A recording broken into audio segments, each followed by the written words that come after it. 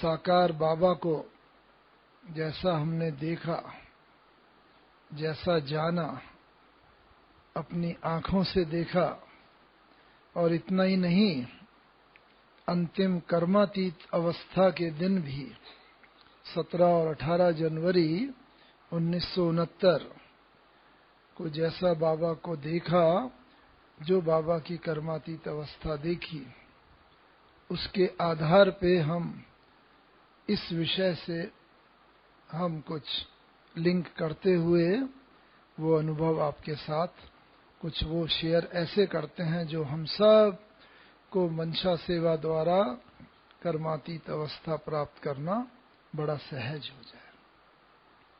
विद्यार्थी भी जब पढ़ता है तो बीच बीच में अपने को चेक करता है कि कोई विषय याद हुआ। हम लोग भी पढ़ते थे, फिर किताब बंद करके फिर याद करा करते थे, भूलते थे, कभी लिख करके याद करते थे, आदि आदि।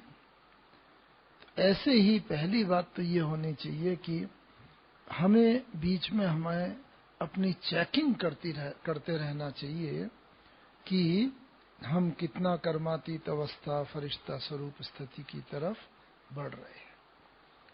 और बाबा में ये बात हमने देखी कि बाबा लगभग प्रतिदिन ही बीच बीच में भी बहुत इंटेंस रीति से अपने को चेक करता जाता था। हम सब ने भी यज्ञ के इतिहास में तो ये सुना है, पढ़ा है कि सबने सुना होगा जब गुलजार दादी जी 8-9 साल के ही थे, पहली जब वतन में गए और जब पहली बार सूक्ष्म वतन का राज खुला तो उन्होंने वहां सूक्ष्म वतनवासी ब्रह्मा बाबा को देखा तो बड़ा आश्चर्य हुआ। अरे बाबा यहाँ कहाँ से आ गए, बाबा तो हमारे साथ रहते हैं। सबने सुना हुआ गा। तो जब वो नीचे आए तो उन्होंने मम्मा को कहा कि मम्मा आज मैंने वहां बाबा को देखा, लेकिन वो बाबा बड़े तेजोमय थे, शक्ल सूरत सब ऐसी ही थी, बहुत तेजोमय। मम्मा को भी मालूम नहीं था, इसका रहस्य तब तक खुला नहीं था। तो मम्मा ने कहा बाबा से पूछो। तो फिर वो बाबा के पास गई, बाबा को कहा बाबा आप तो यहाँ हमारे साथ रहते हैं, मैं आज जब ध्यान में गई तो वहां मैंने आपको देखा। अच्छा बच्ची क्या देखा? कि बाबा शक्ल सूरत तो सब आपके जैसी ही थी, लेकिन बहुत तेजोमय रूप था उनका, और बहुत ऐसा लगता था जैसे शांति की, शक्ति की किरणें पूरे फूट रही है। बाबा को भी मालूम नहीं था इसका राज। तो बाबा ने कहा अच्छा बच्ची, नेक्स्ट टाइम जब जाओ तो उन्हीं से पूछना कि आप कौन है। तो नेक्स्ट टाइम जब गए और तब जब दादी ने पूछा तब उन्होंने बताया कि सबको मालूम है मैं उसी ब्रह्मा का संपूर्ण स्वरूप हूं, और जब ब्रह्मा संपूर्ण बन जाएगा तब वो बिल्कुल मेरे समान हो जाएगा, तब मेरे में और उसमें कोई भेद नहीं रहेगा। तो बस उस दिन से ही बाबा को ये लगन लग गई कि मुझे वैसा बनना है। और बाबा बीच बीच में जब भी संदेशी जाती थी कई बार चेकिंग कराते थे, बच्ची अब देखना अब मेरे में और उनमें कितना अंतर है, अब आके बताना। तो ऐसे बाबा का पुरुषार्थ चलता रहा, और संदेशियां बताते हैं जितना जितना समय बीतता जा रहा था अंतर कम होता जा रहा था, और लास्ट में तो बस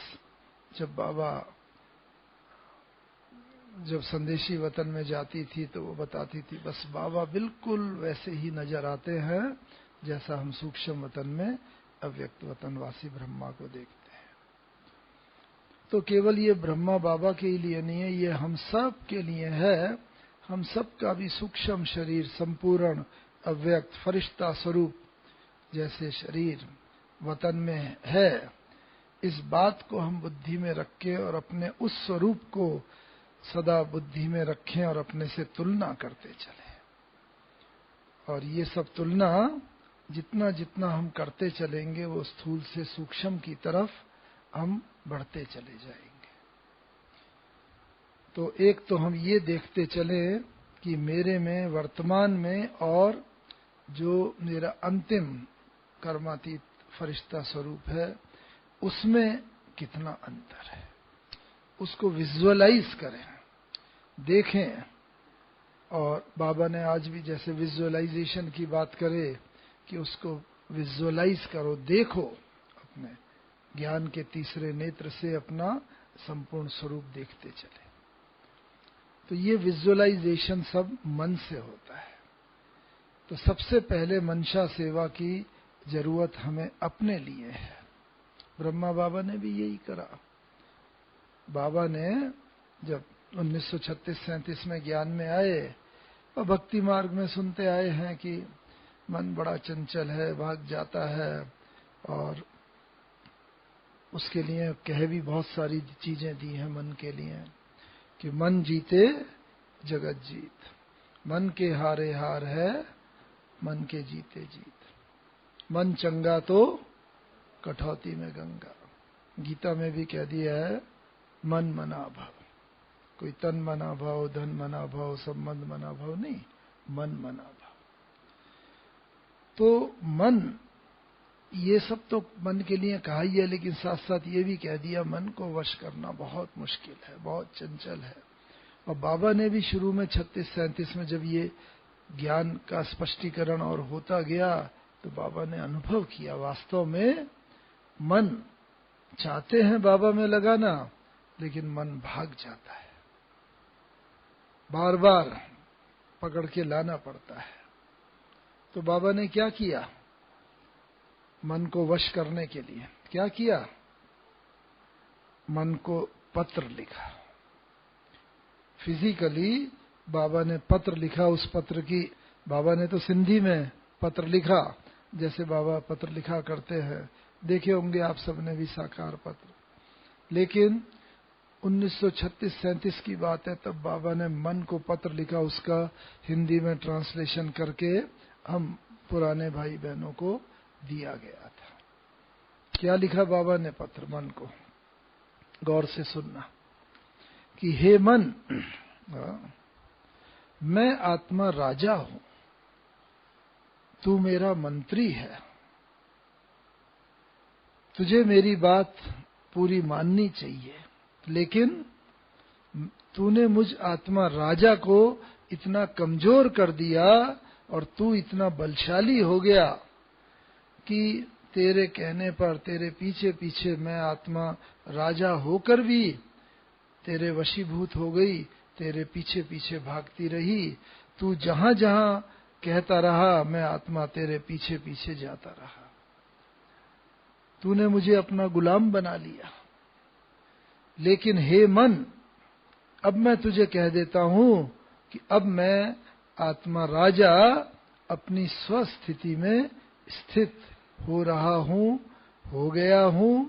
अब तुझे मेरे कहने पर चलना पड़ेगा, मैं तेरे कहने पर नहीं चलूंगा। क्यों? क्योंकि मैं राजा हूं, तू मंत्री है, और मुझ राजा के कहने पर तुझे चलना पड़ेगा। ऐसा बाबा ने मन को ऑर्डर का पत्र लिखा।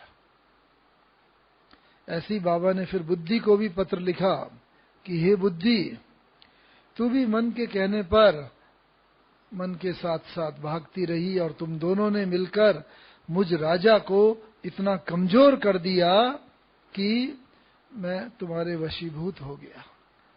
तेरे कहने पर जो तुम कहते थे वो मैं करता चला गया। यद्यपि मैं राजा हूं, लेकिन मैं बहुत कमजोर हो गया था।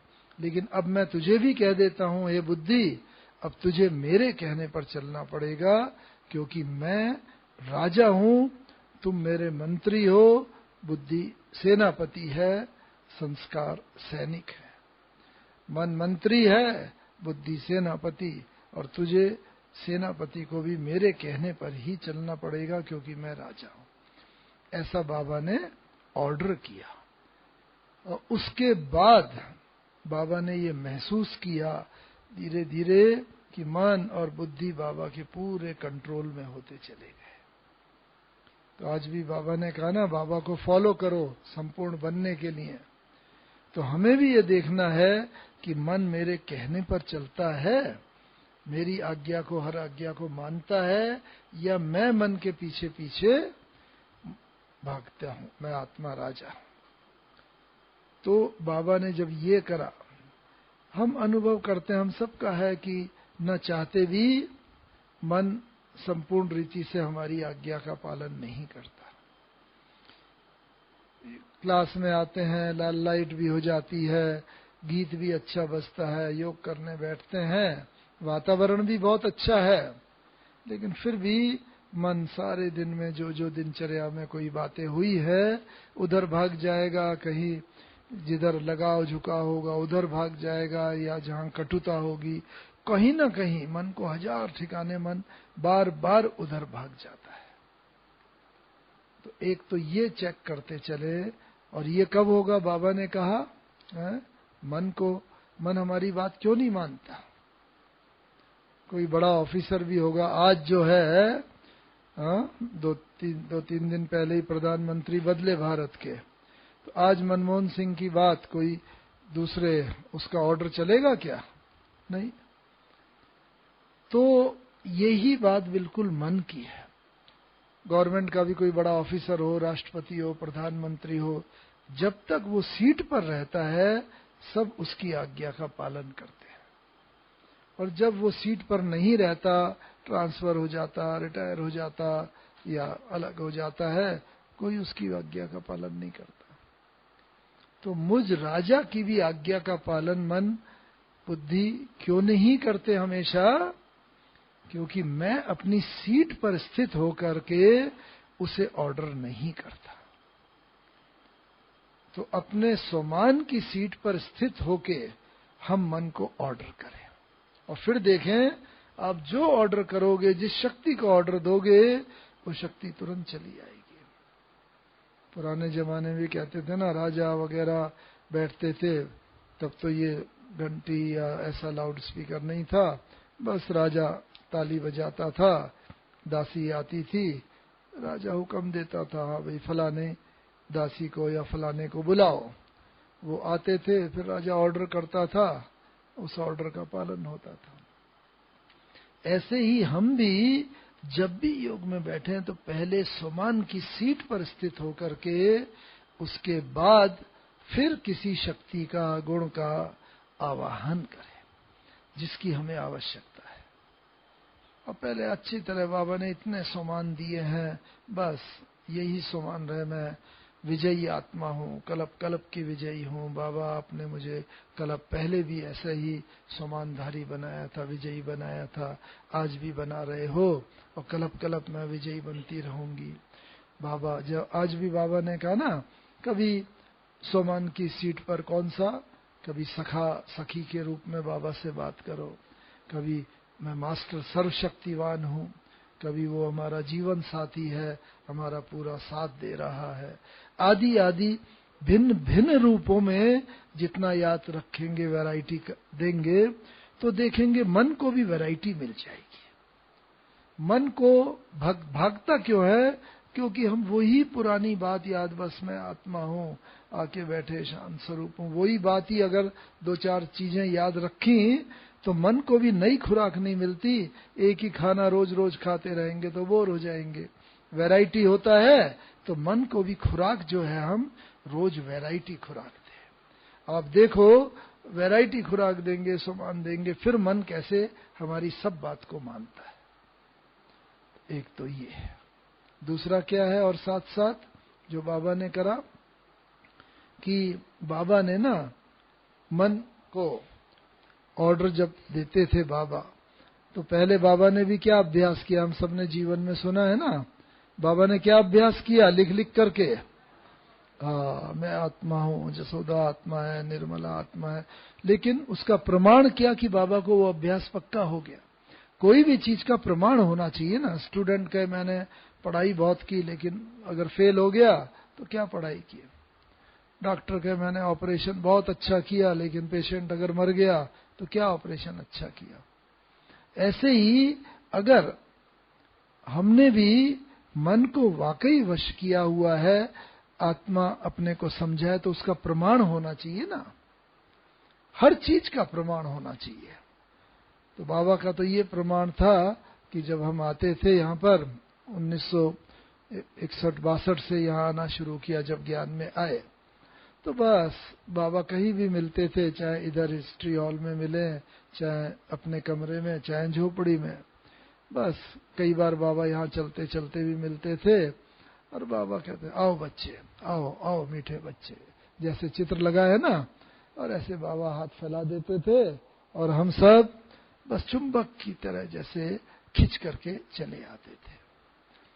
चलो ये तो हुआ, लेकिन वंडर तो तभी होता था जैसे ही बाबा ने दृष्टि दी, बाबा की बाह में आए, विदेही हो जाते थे, अशरीरी हो जाते थे।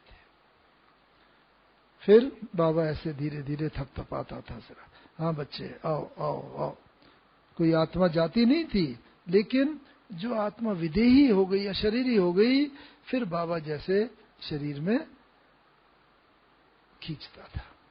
फिर जब अपने को शारीरिक अवस्था में अनुभव करते थे, फिर बाबा हालचाल पूछता था, टोली खिलाता था, और एक जाता था दूसरा आता था।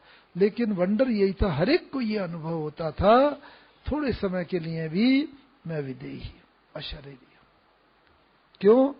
क्योंकि बाबा खुद इतनी स्ट्रांग आत्माभिमानी स्थिति में स्थित था कि जिसको भी दृष्टि देता था वो आत्मिक स्वरूप में स्थित हो जाता था।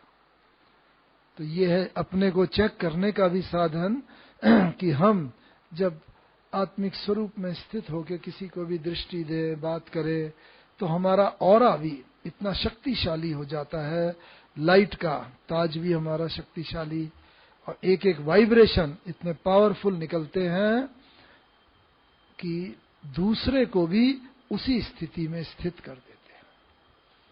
अभी लास्ट ईयर ही, कुछ महीने पहले, 7-8 महीने पहले हम रशिया गए हुए थे। तो सेंट पीटर्सबर्ग में, वहां पर काफी दिन वहां भी रहना हुआ था, 4-5 अलग अलग शहरों में जाना हुआ।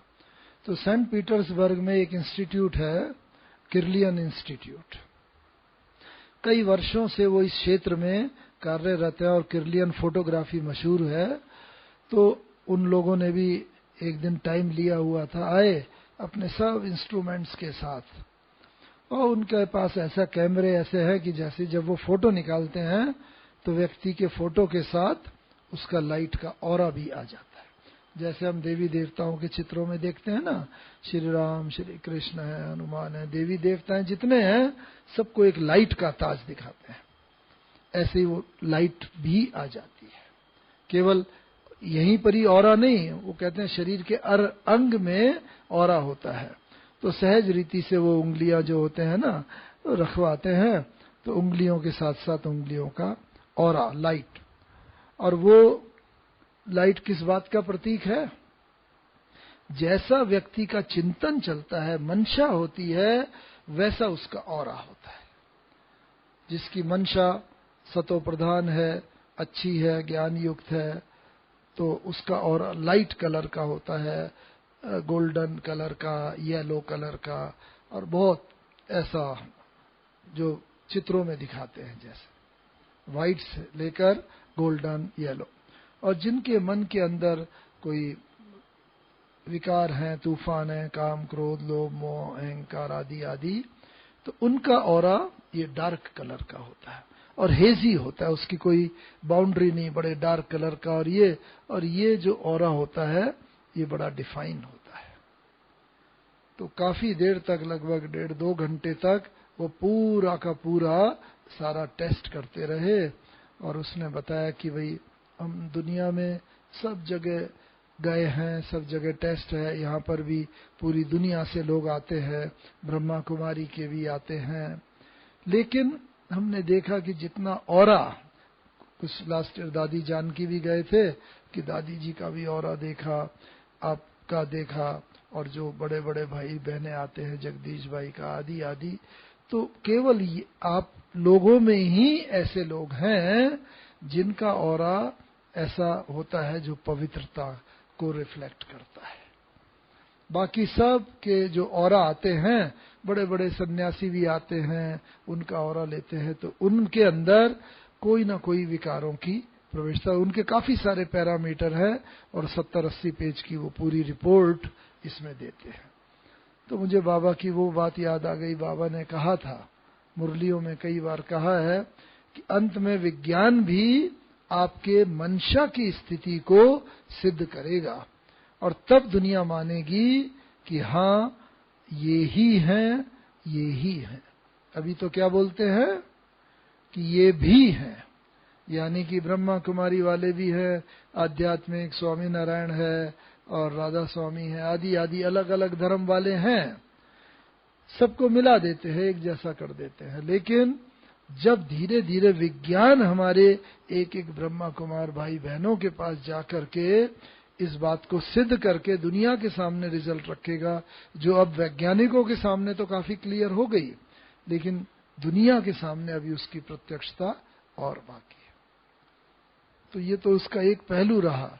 बाबा को हम क्या देखते थे कि जब बाबा से पहले मिलते थे 62-63 में, तो बाबा को अपना बाबा समय देते थे, मिलते थे, हालचाल पूछते थे और हम लोग जो प्रश्न पूछते थे बाबा उन सबका उत्तर देते थे, समाधान करते थे। लेकिन धीरे धीरे जैसे समय बीतता जा रहा था, बीच में 65, 66, 67 वगैरह 1967 आदि में बस बाबा के सम्मुख जाते थे, बस थोड़ी सी कुछ बात बोलते थे तो बाबा कहता था, बच्चे बाबा समझ गया। अरे बाबा अभी तो हमने बोलना शुरू ही किया है, अपनी बात बताई ने शुरू किया है। नहीं नहीं बच्चे, बाबा समझ गया, ऐसा है ना। तो थोड़े में बाबा सारी बात समझ जाता था। लेकिन जैसे जैसे बाबा संपूर्णता की तरफ बढ़ते जा रहे थे, तो मुझे ये सौभाग्य मिला, मैं भले इंजीनियरिंग के बाद उन दिनों आसाम में पोस्टेड था, बहुत दूर था, लेकिन बाबा ने अपने पास अंत समय बुला लिया। तो 2 दिन 17 और 18 जनवरी को पूरा बाबा के पास थे, कोई और बाहर पार्टी नहीं थी। तो बाबा की कर्मातीत अवस्था देखने का मौका मिला। क्या मिला? बस बाबा के पास जाते थे, वहां कोई टीचर बहन नहीं थी, खुद ही क्लास चलाते थे। कलकत्ता पास में पास सेंटर था, वो भी 2-3 हजार किलोमीटर दूर, तो इसीलिए बिल्कुल अलग, लेकिन बहुत अच्छी सेवा हो रही थी वहां पर।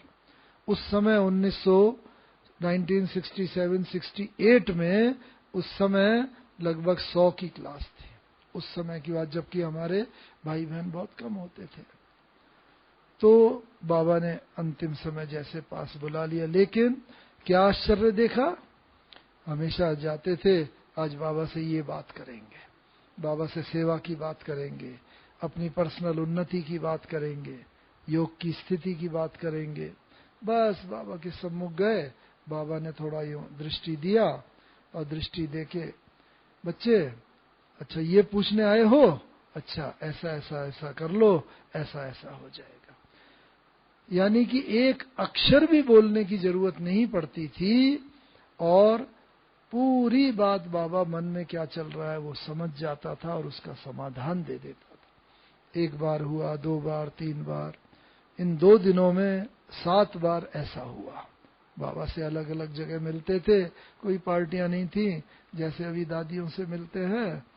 तो ये है स्थिति का प्रतीक, मन जीते जगत जीत स्थिति का। मन के हारे हार है, मन के जीते जीत। मन को इतना बाबा ने जीत लिया था, अपने मन के अंदर कोई संकल्प नहीं, इच्छा मात्रम अविद्या।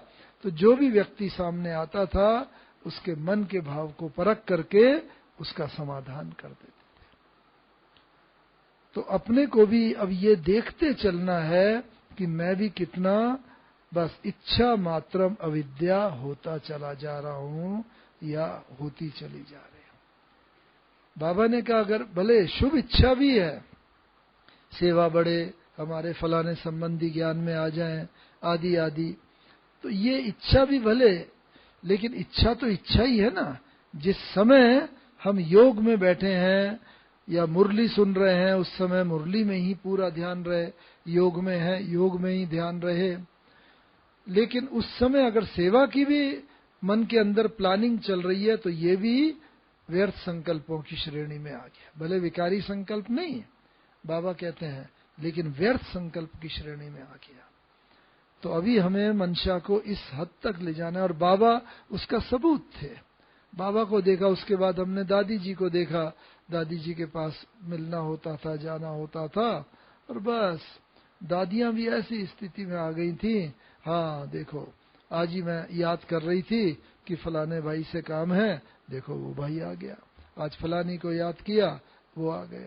यानी मंशा इतनी पावरफुल हो, हम संकल्प वाइब्रेशन भेजे और वो व्यक्ति खिसता हुआ हमारे पास चला है। तो ये बीच में धीरे धीरे चेक करते चलना है अपने को कि मेरे मन के अंदर और व्यर्थ संकल्प तो नहीं है, इतनी मंशा पावरफुल होती चली जा रही है। एक तो बाबा का ये देखा 17 और 18 जन।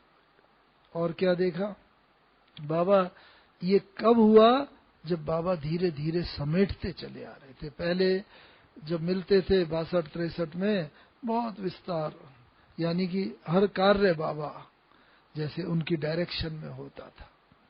धीरे धीरे देखा बाबा पावर्स को डेलीगेट करते जा रहे थे और खुद अधिक से अधिक समय अपना सेवा में रहे, मंशा सेवा में अधिक से अधिक समय। और उसका प्रमाण भी क्या होता था, आपने सुना होगा, एक हमारे दादा विश्व किशोर जी थे, हाँ, यज्ञ के शुरू के बहुत मुख्य भाई, रक्षक जैसे। तो उनका कुछ ऑपरेशन बंबई में हुआ, तो वहां से रमेश भाई फोन करा करते थे, बाबा ऑपरेशन हो गया, लेकिन कल रात इन्हें बिल्कुल नींद नहीं आई, बहुत दर्द हुआ। और 67-8 में तो उस समय इतने पेन किलर और इतनी मेडिकल साइंस एडवांस भी नहीं थी। तो फिर अगले दिन बाबा उन्हें योगदान जग करके किया करते थे। तो उनका वहां से आता था कि बाबा आज ये बड़ी शांति से, बहुत ही आनंद, अच्छी नींद सोए हैं। अगले दिन बाबा और निसंकल्प हो जाते थे, चलो अभी बच्चा ठीक हो गया है।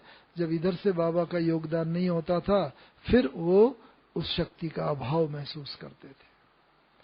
तो हमारा भी मंशा सेवा हो या कोई भी चीज हो, उसकी हर जगह चेकिंग होती चलनी चाहिए कि वो कितनी इफेक्टिव है, कितना कार्य कर रही है। हमें भी उसका सेंस ऑफ सेटिस्फेक्शन डेवलप होगा कि हाँ, संतुष्टता होगी कि हाँ, मेरी मंशा सेवा वहां तक चल रही है। और क्या, क्योंकि बाबा ने कहा है अभी आप बच्चों के सामने, अब पेपर तो बाबा ने बहुत बताए हैं, अपने पुराने स्वभाव संस्कार के पेपर हैं, 5 तत्वों के पेपर हैं, 5 विकारों के हैं मोटे रूप में, कुछ अतिरिक्त भटकती हुई आत्माओं के हैं, आदि आदि अनेक पेपर बाबा ने बताए हुए हैं, हम सब जानते हैं। लेकिन वर्तमान समय के मुताबिक बाबा ने 2 पेपर्स के लिए विशेष अभी चेतावनी दी हुई है मुरलियों में। एक पेपर है हमारे अपने शरीर का पेपर, कि ये ऐसा पेपर है जो व्यक्ति को ना बिल्कुल जैसे ऐसा बना देता है निरुत्साहित, कई बार शरीर के रोग, व्याधियां, कष्ट। तो इसीलिए बाबा ने कहा एक है शरीर की व्याधियों का पेपर। ये न समझें जो वृद्ध नहीं है, युवा है, कि हमारे सामने थोड़ी आएगा बीमारियों का, लेकिन 63 जन्मों का द्वापर युग से हमने जो भी विकर्म किए हुए हैं वो तो आत्मा में इकट्ठे हो गए हैं ना, उन सब को अभी इस एक जन्म में ही उनके सारे हिसाब किताब चुकतू करने हैं। तो ये पेपर आता है तो इसको बड़ा स्पोर्टिंगली ले कि बस ये पेपर हमें पूरा आधा कल्प के लिए निरोगी बनाने के लिए आया हुआ है। और उसकी पहचान क्या है, बाबा ने कहा, बाबा को देखते थे, बाबा से जब पार्टियां मिलने के लिए आती थी तो पार्टी आती थी तो बस टाइम दिया होता था, भाई 10 बजे बम्बई पार्टी, 10:30 बजे दिल्ली पार्टी, 11 बजे कलकत्ता की पार्टी आए, आदि आदि ऐसे होता था। तो बस संदेशी अपने समय के मुताबिक आती थी। तो बाबा या जैसे बताया, जहां भी बाबा का मिलने का होता था, देखती थी बाबा बैठे हैं अपने बस मगन अवस्था में, और आंख खुली भी है संदेशी आके सामने खड़ी भी हो गई है, फिर भी बाबा जैसे अपनी लगन में मगन है। अब टाइम हो गया होता था तो संदेशी कहती थी बाबा बाबा, तो बाबा को कई बार जैसे जर्क सा लगता। हाँ बच्ची, अच्छा आ गए, हाँ हाँ, पार्टी कहाँ है? पार्टी बाहर है, बाबा बुलाए? हाँ हाँ, तो पार्टी को बुलाओ। फिर पार्टी आती थी, बाबा एक एक से मिलते थे, टोली खिलाते थे और हालचाल पूछते थे, फिर पार्टी चली जाती थी। तो भाव क्या है कि शरीर में आना और शरीर से जाने का ये अभ्यास जितना पक्का होगा, उतना हम शरीर के सभी पेपर्स को सहज पार कर लेंगे। तो चलो अभी शरीर से न्यारा होने का भी 2-1 मिनट और अभ्यास करें कि मैं आत्मा इस शरीर से बिल्कुल न्यारी। प्रेम से बस लो घड़ी,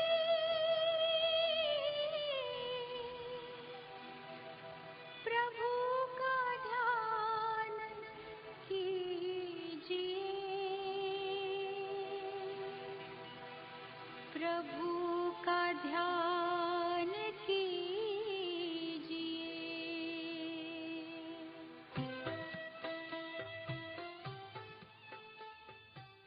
तो एक ये अभ्यास बहुत आवश्यक है कि जब चाहे हम शरीर में आए, आके पार्ट बजाएं, और जब चाहे हम देह से न्यारे हो जाएं। ये अभ्यास बाबा का तो इतना पक्का था, बताया ना, कि बस देह से इतना न्यारे हैं, आंख भी खुली हुई है, लेकिन बुद्धि से जैसे कहीं और हैं। सामने आके भी कोई खड़ा हो जाता था, तभी भी कई बार ऐसी स्थिति होती थी जैसे न्यारी और प्यारी। तो ये अभ्यास हमें अंत समय में एक बहुत मदद देगा। तो एक तो ये पेपर बाबा ने बताया है, और दूसरा पेपर बाबा ने बताया है, जितना परिवार बढ़ता जाता है ना, तो परिवार की तरफ से पेपर। तो परिवार की तरफ से कैसे पेपर? कि बस जब किसी की हम अवस्था देखते हैं, बहुत पुराना भाई बहन भी है, लेकिन कोई ऐसी बातें उसके जीवन में देखते हैं जो उतनी मर्यादा युक्त नहीं है, तो मन में एकदम संकल्प आता है, अरे इतने पुराने भाई, इतनी पुरानी बहन, अभी भी ये बात, अभी भी इनमें क्रोध, अभी भी ऐसा। तो फिर मन के अंदर व्यर्थ संकल्प चलते हैं, संशय कई बातों में उठने लगता है। तो बाबा ने इसके लिए क्या कहा है? इस पेपर से पार होने के लिए 2 बातें बड़ी सहज। एक तो बात कि हर आत्मा को हम कभी भी एक काल की दृष्टि से न देखें, वर्तमान काल, बल्कि तीनों कालों की दृष्टि से देखें। कि वर्तमान समय भले अभी ये आत्मा ऐसा पार्ट बजा रही है, लेकिन ये वही आत्मा है कल पहले वाली डबल ताजधारी आत्मा, और अभी इसका ये पार्ट है, फिर अपने नेचुरल स्वरूप में जब स्थित होगी, फिर आत्मा का अच्छा पार्ट होगा। और दूसरी बात बाबा ने इसमें ये बताई है, जो बाबा ने कहा है। बाबा ने क्या कहा है कि मेरा जो लास्ट में लास्ट बच्चा भी है, वो आज के राष्ट्रपति या प्रधानमंत्री से भी ऊंचा है। क्यों? क्योंकि मैंने उसे चुना है। उसके अंदर कुछ ऐसी विशेषताएं हैं जो आज दिख नहीं रही हैं, लेकिन समय पर प्रत्यक्ष होंगी, और मेरे निगाहों ने उसे देखा। भगवान कहते हैं मैंने उसे चुना है। और ये बात अगर हमें सदा ख्याल रहे, किसी भी आत्मा का कोई भी पार्ट देखें, नहीं, ये भगवान की चुनी हुई आत्मा है, और भगवान का सिलेक्शन कभी भी गलत नहीं हो सकता। तो ये सदा बात बुद्धि में रहेगी कि बाबा का बच्चा बना है, आज भले उसकी अवस्था में कुछ ऊपर नीचे है, लेकिन भगवान का चुना बच्चा है। वैसे भी बाबा कहते हैं ये सृष्टि, नाटक, ड्रामा मुझे अति प्रिय है। तो नाटक में हर एक का पार्ट, कोई भी फिल्म भी होती है, नाटक होता है, पूरी फिल्म में एक जैसा पार्ट थोड़ी होता है। भाई कोई हीरो होते हैं, कोई हीरोइन है, कोई विलेन है, कोई कॉमेडियन है, हंसने गाने वाले, नाचने वाले, अलग अलग होते हैं, तभी फिल्म की वैरायटी होती है। ऐसे ही हमारा ये नाटक भी जो है ना, सृष्टि नाटक भी बहुत एक्यूरेट बना है। बाबा ने कहा है हर एक का पार्ट भी जो है उसको सदा साक्षी होकर देखते रहे। एक ये बात बाबा ने बताई है। तो इसीलिए हर एक को हम तीनों कालों की दृष्टि से, और ये भगवान की चुनी हुई आत्मा है, जब इस नजर से देखते हैं तो फिर कभी भी किसी के प्रति हमारे व्यर्थ संकल्प नहीं, क्योंकि बाबा ने कहा है संकल्प और समय ये दो बहुत बड़े से बड़े खजाने हैं, इसको व्यर्थ नहीं जाने देना है। तो कभी भी हमारा संकल्प भी व्यर्थ न चले, और संकल्प व्यर्थ चलेगा तो समय भी वेस्ट होगा। तो इसीलिए ये दोनों खजाने हमें बचाते चलते जाना है। और क्या करना है मनसा सेवा में? मनसा सेवा करेंगे कैसे? बाबा ने भी कहा है ना, हाँ, कुछ दिन पहले इसी सीजन में बाबा की मुरली चली ना, कि कोई भी एरिया सेवा से वंचित ना रह जाए। सबने सुनी है ना। अब हर एक तो बाहर की सेवा कर नहीं सकता, लेकिन हमें बनना है विश्व महाराजन। इसीलिए पहले जमाने में भी जब विश्व महाराजन किसी राजा को बनना होता था तो क्या करते थे? क्या उपाय होता था जो शास्त्रों में भी है?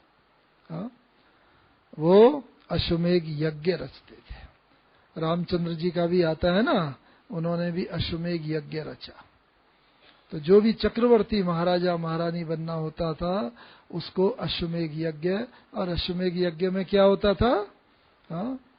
बस यज्ञ करने के बाद क्या करते थे? घोड़ा एक छोड़ देते थे। घोड़े के तख्ती लगी होती थी कि फलाने राजा ने अश्वमेघ यज्ञ रचा है चक्रवर्ती राजा बनने के लिए, और ये घोड़ा उन्होंने छोड़ा है।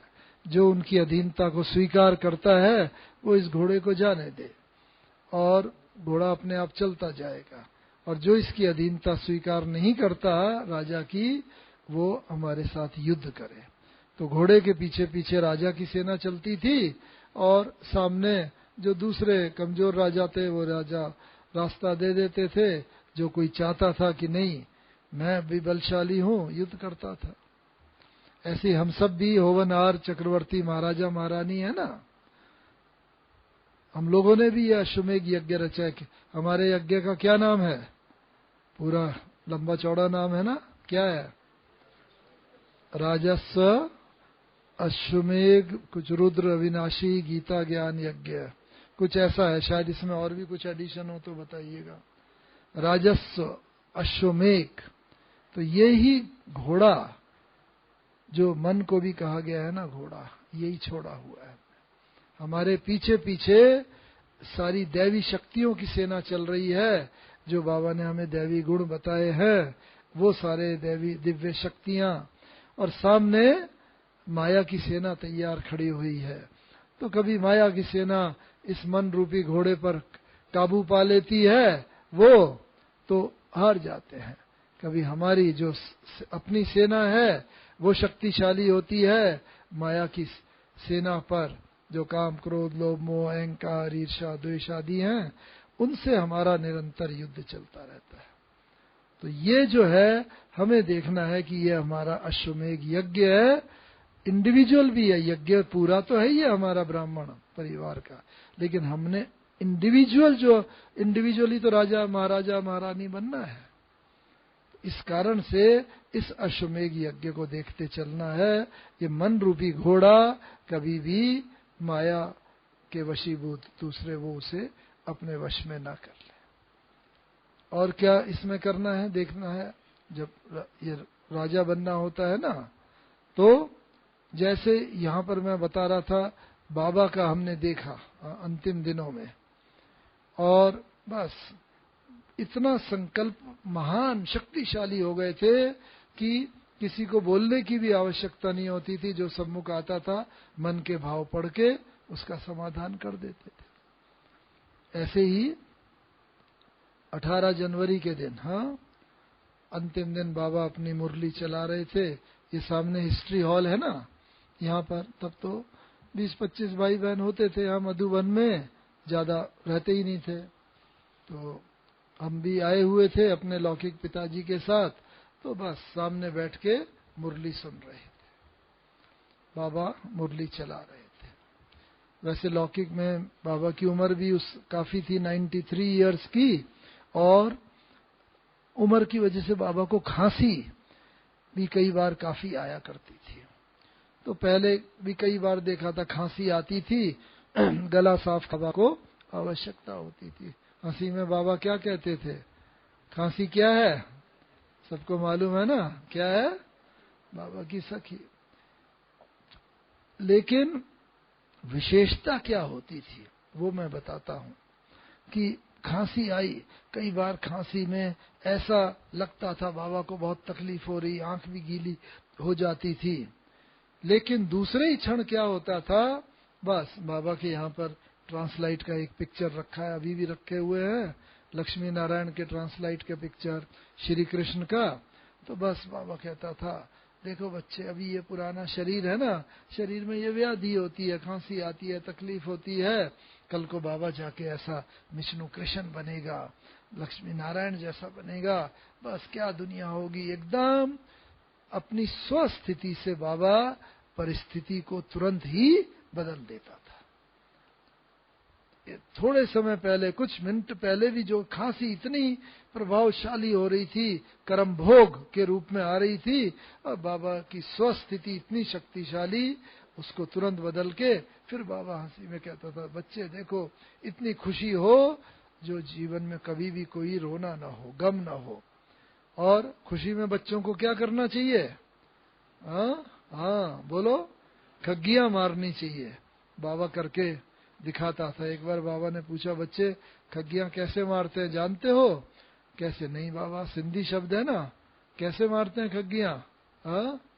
सुना होगा ना, मतलब अंदर की खुशी ऐसे बाबा करके, चेहरे पर अंदर की खुशी का भाव ऐसा प्रकट हो, कल मैं जाके ऐसा बनूंगा, ऐसी बनूंगी, तो दुख की लहर ना हो। तो ये मन की अवस्था पर निर्भर करता है। इसी बात को मतलब शास्त्रों में भी कहा है, मन की स्थिति को मान अपमान, निंदा स्तुति, दुख सुख, हानि लाभ, जय पराजय, सब में मन की स्थिति समान रहे। ये प्रत्यक्ष होना चाहिए, दिखना चाहिए। और ये बाबा के और दादियों के चेहरों से कोई भी बड़ी से बड़ी बात हो जाती थी, कभी भी बाबा के चेहरे पर शिकन नहीं। हमें याद है, एक बार कलकत्ता में, मुरली में भी आता है ना, प्रदर्शनी वगैरह करी कोई हमारे और बहुत मित्र, आर्य समाजी मित्र, उन्होंने आग लगा दी, तो सब जल गया प्रदर्शनी और टेंट वगैरह। तो हमारे 3 मुख्य भाई वकील हुआ करते थे, संतराम जी, गुप्ता जी और मोतीचंद जी आदि। तो उन्होंने बाबा को बोला, बाबा हम इन पर केस करें, जरूर हम जीत जाएंगे, पक्का जीतेंगे। तो बाबा ने कहा, नहीं बच्चे ना, ऐसी बाबा की सुना समाचार, सारा सुनाने वाले के चेहरे पर दुख के भाव और वो सब आ रहे थे, लेकिन बाबा का चेहरा बिल्कुल वैसा ही है। नहीं बच्चे, कोई बात नहीं, वह ज्ञानी है, उन्हें मालूम थोड़ी है कि किसका नुकसान किया है, क्या किया है। हर व्यक्ति को एक ये, जिसका मन में जितनी शक्ति होगी उसमें एक ताकत विशेष होगी। कौन सी? क्षमा करने की।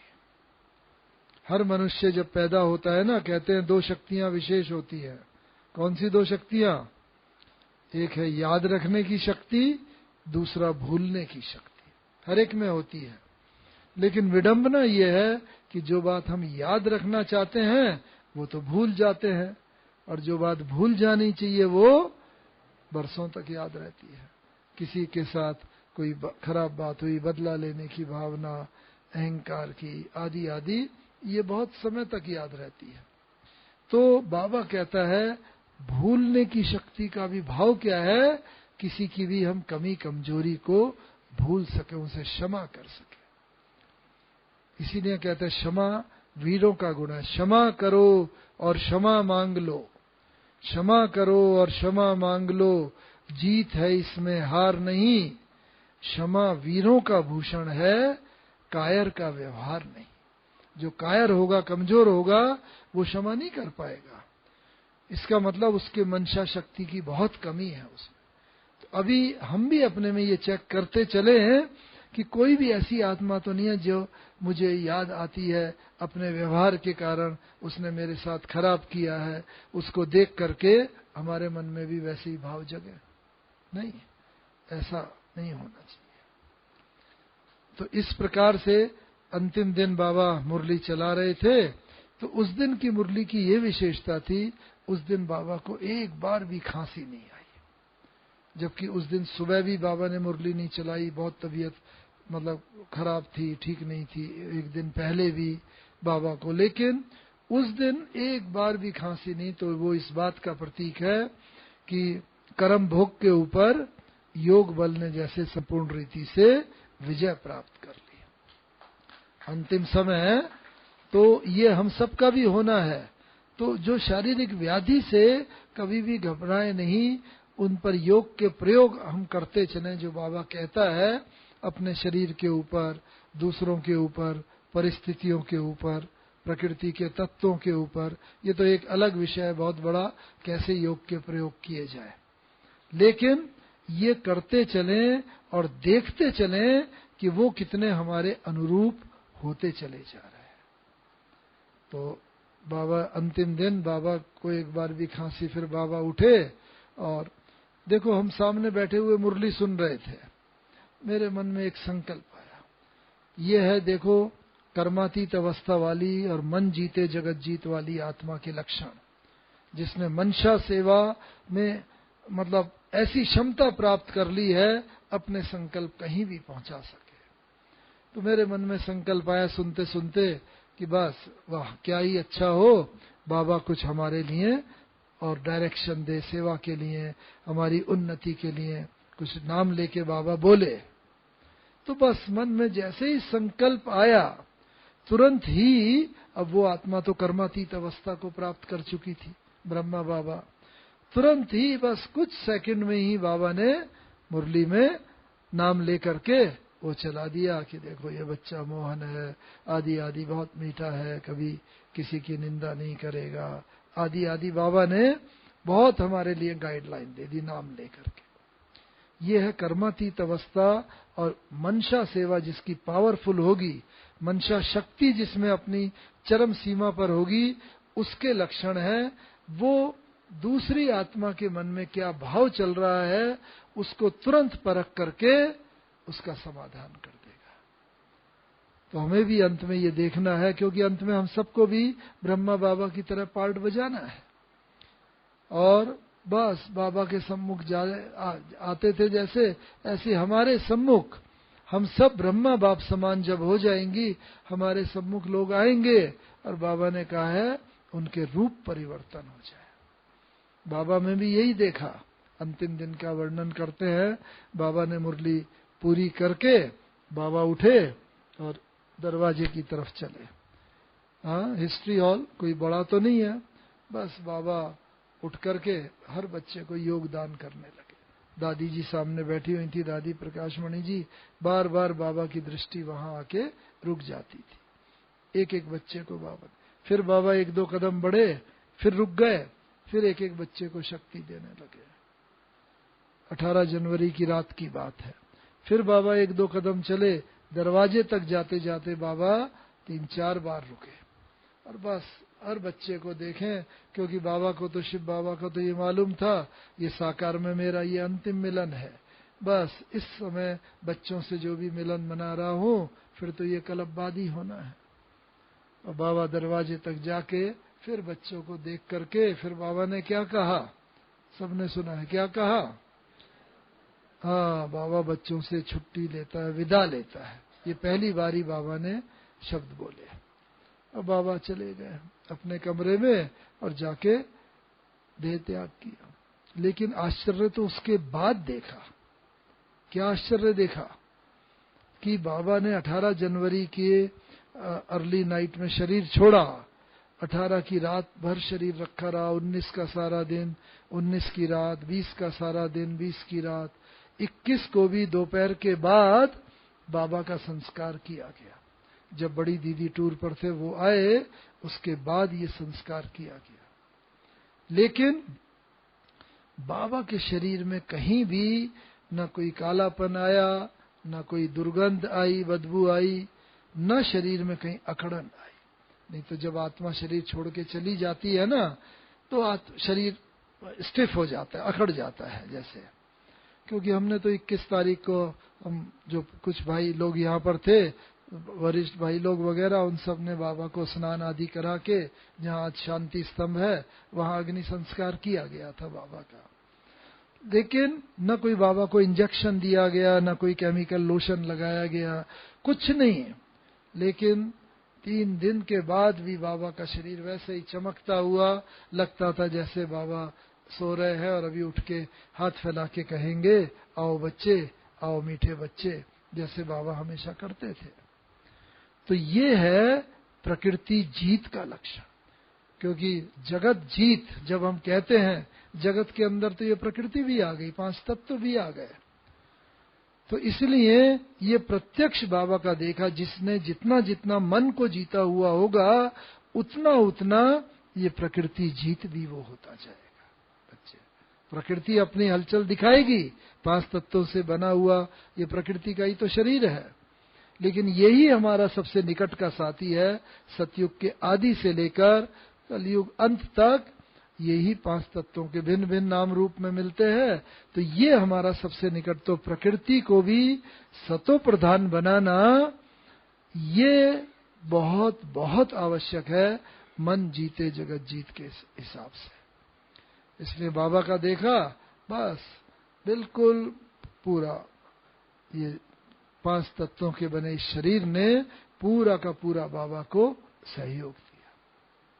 कैसे हम इस शरीर को भी अंत समय, क्योंकि गायन क्या है, अंत मते सो गति का, हम सबका पुरुषार्थ ही उस एक क्षण के लिए हो रहा है जब हमारे प्राण इस तन से निकलेंगे, पूरा पुरुषार्थ। और उस अंतिम क्षण में ही अगर हमें कोई और याद आ गए, देहधारी याद आ गए, कोई वस्तु, व्यक्ति, वैभव आदि याद आ गया, तो वैसे ही दुर्गति हो जाएगी, वैसा ही जन्म हो जाएगा। तो हमें ये देखना है अंत समय कैसे हमारे जब प्राण निकले, हमारी इच्छा से निकले। जो इच्छा मृत्यु का किसे वरदान था महाभारत में? भीष्म पिता में। ऐसे ही ब्रह्मा बाबा तो भीष्म पिता में समान थे, तभी तो बाबा ने कहा अच्छा बाबा बच्चों से छुट्टी लेता है, विदा लेता है, कह के बाबा गए। लेकिन हम एक एक भी आत्मा भीष्म पिता में, कोई भाइयों की बात नहीं, बहनों की आत्मा तो भीष्म। इच्छा मृत्यु से हमारी हो, हम अपनी इच्छा से शरीर छोड़ें, तब अंतमते सो गति होगी। अगर अभी बैठे हुए हैं, बहुत अच्छा है, भूचाल आया, छत गिर गई, गर्डर गिर गया, पूरा हाहाकार मच रहा है, हड्डी टूट गए, तो ऐसे में अंतमते सो गति क्या होगी? दुर्गति हो जाएगी।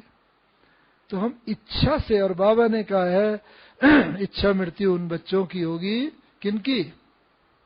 जो बच्चे ना जिनका वॉइसलेस कनेक्शन बाबा के साथ होगा। जैसे अभी वायरलेस कनेक्शन, मोबाइल से कहीं बात कर लेते हैं, तो जितना जितना हमारा वॉइसलेस निर्विकारी बुद्धि का कनेक्शन बाबा से होगा, तो अंत में जितनी भी विकट परिस्थितियां होंगी, हमारे पैर उधर ही बढ़ेंगे जिधर सेफ्टी होगी, जिधर हमारा कोई बाल बांका भी नहीं कर सकता। और बस परिस्थितियों को देखते ही अच्छा बाबा अब आपके पास आ रहे हैं, अपनी इच्छा से हम शरीर छोड़ के। तो वो अंतमते सो गति। तो उसके लिए क्या है? ये जो 5 तत्व है ना, इनको भी हम अपना मित्र बना लें। बाबा ने जैसे मित्र बना लिया था।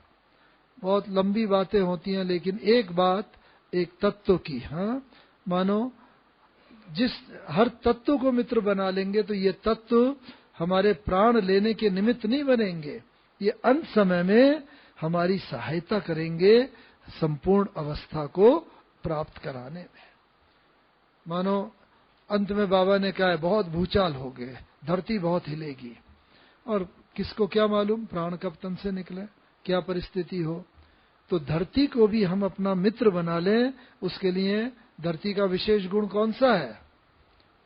सहनशीलता। और सबसे बड़ी बात है धरती की, धरती दाता है, धरती में दातापन का गुण है। एक बीज बो उससे पेड़ निकल आएगा, हजारों बीज पैदा हो जाते हैं, हजारों फल फूल हो जाते हैं। दाता, ऐसे ही हम देखते चले, मैं भी अगर धरती के समान दातापन का गुण धारण कर लूंगी ना आत्मा, तो क्या होगा?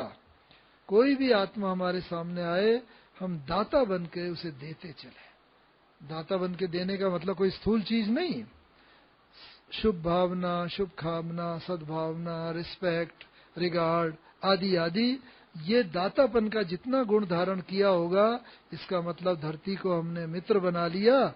और जितने दुनिया भर में भूचाल आएंगे, कुछ भी होगा, लेकिन वो भूचाल मेरी मृत्यु का कारण नहीं बन सकता, क्योंकि मैंने मित्र बना लिया, और मित्र कभी मित्र के प्राण नहीं लेता, उसकी रक्षा करता है। ऐसे ही बाबा ने बताया, अंत में बाढ़ बहुत आएगी, सुनामी होगी, पानी के फ्लड। पानी में कौन सा विशेष गुण होता है? शीतलता का और एडजस्टमेंट का। पानी होती है ना, तो पानी में, गिलास में पानी लो, गिलास में सेट हो जाएगा, कटोरी में लो, कटोरी में, थाली में लो, थाली में, चम्मच में लो, चम्मच में।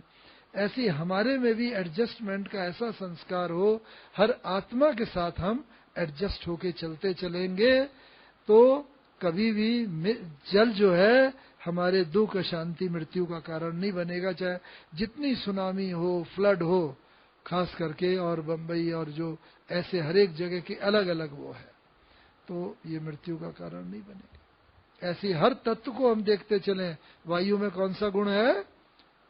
हल्का रहने का। वायु हर चीज को ऊपर उठाती है। ऐसी कोई भी परिस्थिति हो, हर परिस्थिति में हम हल्का रहना सीखें बस। तो कभी भी साइक्लोन जितने भी आएंगे, वो हमारे दुख, शांति, मृत्यु का कारण है। तो इस रीति से अपने को देखते चलना है। जल, अग्नि, अग्नि का क्या गुण है विशेष? क्या गुण है अग्नि का? हर चीज का रूप परिवर्तन कर देती है। तो ऐसे ही हम देखें, जो बाबा के सम्मुख था ना, देखते थे, रोती हुई आत्मा आई, बाबा कहा ऐसा आपका रूप वो हंसती हुई जाए। अशांत आत्मा आए, शांति की स्थिति का अनुभव करती जाए। ये तभी होगा, जितनी हमारी मंशा पावरफुल, शक्तिशाली होगी, उतना उतना ये हम हर तत्व को अनुकूल करते चलेंगे। और अंतिम तत्व आकाश, विशाल। क्या विशालता का गुण है आकाश में? आकाश की इस विशालता के गुण के कारण ही वहां सैटेलाइट छोड़े जाते हैं, और उसके द्वारा ही मोबाइल हो, रेडियो हो, टीवी हो, सारा दुनिया भर का कम्युनिकेशन उन सैटेलाइट के द्वारा होता है। तो ऐसा ही कम्युनिकेशन हमारा भी, किसी भी आत्मा से कभी कम्युनिकेशन ब्रेकडाउन ना हो। होता क्या है, जिनसे हमारे संबंध अच्छे होते हैं, उनसे तो हम बड़े प्यार से बात करते हैं, और जिनसे संबंध अच्छे नहीं, वो सामने से भी आएंगे तो भी हम नजर बचा के निकल जाते हैं, दूसरा रास्ता ले लेते हैं। तो इसी तरह आकाश जैसी इतनी विशालता हो, तो आकाश मार्ग से आने वाले जितने भी विनाश के साधन होंगे, रॉकेट, मिसाइल, बम, कुछ भी होगा, वो हमारे मृत्यु का कारण नहीं बन सकता। कहने का भाव क्या है? मंशा सेवा अपने ही लिए नहीं, बल्कि तत्वों के लिए भी, अन्य आत्माओं के लिए भी, और संबंधी उन सब के लिए, लेकिन सबसे पहले अपने लिए। और बाबा का ये देखा, इसीलिए इस संकल्प को रख के ही आज हम उठे हैं यहाँ से, कि अंत तक मुझे अपनी मंशा को इतनी शक्तिशाली बना लेना है। इसकी बहुत बड़ी मेथोडोलॉजी है। तो इसीलिए अभी हम सब, बस बहन जी आ गए हैं, और ये आइए। ओम शांति, ओम शांति, ओम शांति।